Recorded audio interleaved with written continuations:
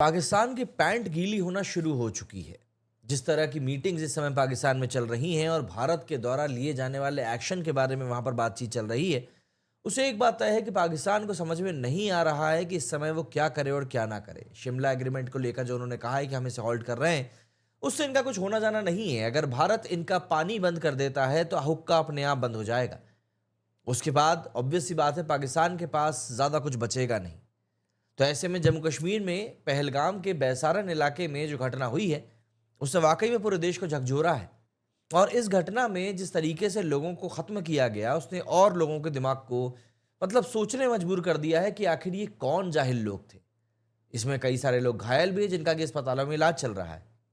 दहशतगर्दों ने इस बार सिर्फ और सिर्फ टूरिस्ट को अपने निशाने पर लिया, जिसने कि देश भर में एक आक्रोश फैल गया है। आप ज़रा सोचिए कि आप अपने परिवार के साथ कुछ खुशनुमा लम्हों को बिताने के लिए धरती पर जन्नत कहे जाने वाले कश्मीर में पहुंचे हुए हैं और वहां आपके साथ ऐसी घटना हो जाती है। इस पूरी घटना के बाद में सुरक्षा बलों ने सर्च ऑपरेशन शुरू किया है।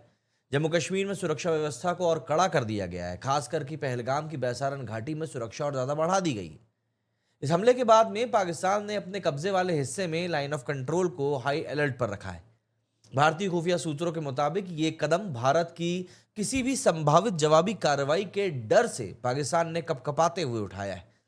इस बीच पाकिस्तान ने अपनी सीमाओं पर भी सेना तैनात कर दी है। सोशल मीडिया पर वायरल पोस्ट के मुताबिक पाकिस्तान ने अपने एयरक्राफ्ट की मदद से एयरबेस पर साजो सामान भी पहुंचा दिया है।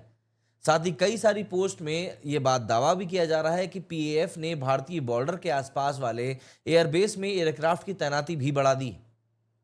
अब देखिए, हुआ दरअसल इतना निशंस चीजें हैं कि क्या ही बताएं। जैसे माँ बहन के साथ कश्मीर घूमने गया सुदीप की कहानी को ले लीजिए।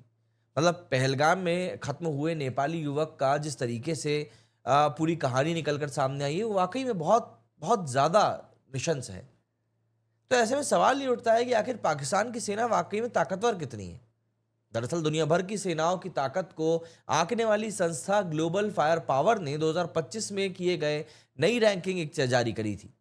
इस रैंकिंग में भारत दुनिया की चौथी सबसे ताकतवर सेना बना हुआ है, जबकि पाकिस्तान 3 पायदान फिसलकर 12वें नंबर पर पहुंच गया है।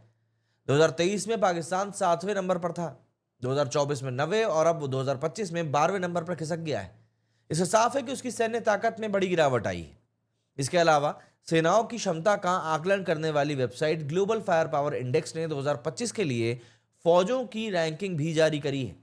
ग्लोबल फायर पावर की रैंकिंग में जिस तरीके से पावर इंडेक्स स्कोर को परफेक्ट माना जाता है, वो है 0.0000। भारत का स्कोर यहाँ पर 0.1184 है। वहीं टॉप पर बैठे अमेरिका का स्कोर 0.0744 है, जबकि रशिया का स्कोर 0.788 है। अलग अलग पैमानों को मिलाकर जो स्कोर किसी देश को मिलता है, वो जीरो से जितना करीब होता है, उसकी रैंकिंग उतनी ही बेहतर होती है। पाकिस्तान सेना में 5,60,000 जवान हैं। सेना के पास 2000 tank, 400 artillery gun, 425 combat aircraft, 9 submarine और 8 कॉम्बैट केपेबल एयरक्राफ्ट हैं। परमाणु हथियारों के मामले में पाकिस्तान के पास 150 से ज्यादा हथियार बताए जाते हैं। पाकिस्तान की थल सेना में लगभग 6,40,000 सक्रिय सैनिक तैनात हैं। थल सेना के पास अल खालिद, T-80UD और अल जर्जरा जैसे युद्धक टैंक भी हैं। वायुसेना की बात करें तो पाकिस्तान के पास GF-17, थंडर, F-16 और मिराज जैसे फाइटर जेट्स हैं। इसकी नौसेना के पास अगोस्ता 90B पनडुब्बियां, तारिक क्लास विध्वंसक और जुल्फिकार क्लास फ्रिगेट्स जैसे अत्याधुनिक समुद्री युद्धपोत शामिल हैं। हालांकि भारत के मुकाबले पाकिस्तान काफी पीछे है। भारत के पास करीब 14,55,550 एक्टिव सैनिक हैं। वहीं पाकिस्तान के पास 6,54,000 एक्टिव सैनिक हैं। भारत के रिजर्व सैनिकों की संख्या भी 11,55,000 है, जबकि पाकिस्तान के पास महज 5,50,000 ही रिजर्व सैनिक हैं।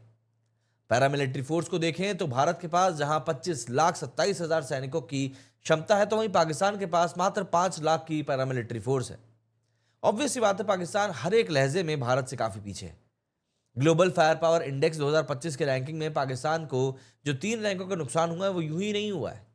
2025 में पाकिस्तान 9वें स्थान पर था, लेकिन 2025 में वो टॉप 10 से भी बाहर हो चुका है, 12वें नंबर पर है। साल 2023 में पाकिस्तान 7वें नंबर पर था और उसकी रैंकिंग में लगातार गिरावट ही देखने को मिल रही। भारत के मुकाबले पाकिस्तान इस लिस्ट में काफी पीछे है। एक नजर अगर हम समझें आंकड़ों पर, तो समझ में आता है कि भारत और पाकिस्तान के बीच में एक बहुत बड़ा फासला है, जो कि पाकिस्तान यूं ही नहीं खत्म कर सकता। तो बिलबिला कितना ही ले पाकिस्तान, लेकिन उसको उस बिलबिलाने का कोई खास फायदा नहीं मिले।